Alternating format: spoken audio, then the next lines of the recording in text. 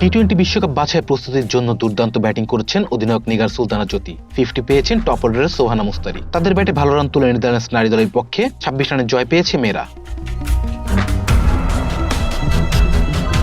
বুধবার নেপালের ত্রিভুবন international university cricket স্টেডিয়ামে শুরুতে ব্যাটিং করে 3 উইকেট হারিয়ে 151 রান তোলে বাংলাদেশ। দুই ওপেনার দিলারা আক্তার ও জুয়াইরিয়া ফেরদৌস ব্যর্থ হন। 12 রানে 2 উইকেট হারানো বাংলাদেশ নারী দল তৃতীয় উইকেটে জুটি করেন 139 রানের। 3 ব্যাটিংয়ে নামা সুবহানা ইংলিশের শেষ বলে আউট হওয়ার আগে 58 বলে 59 রান যোগ করেন। তার ব্যাট থেকে 4টি 4 ও 1টি ছক্কা আসে।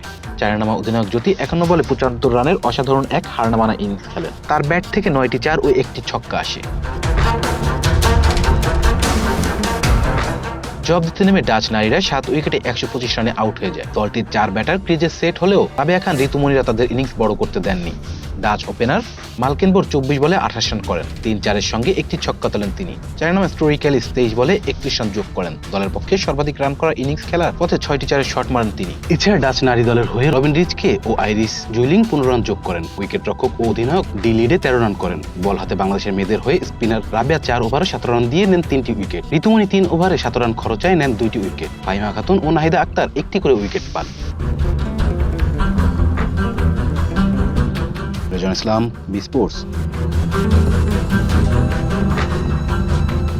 Please subscribe our channel to get more information about Sports World.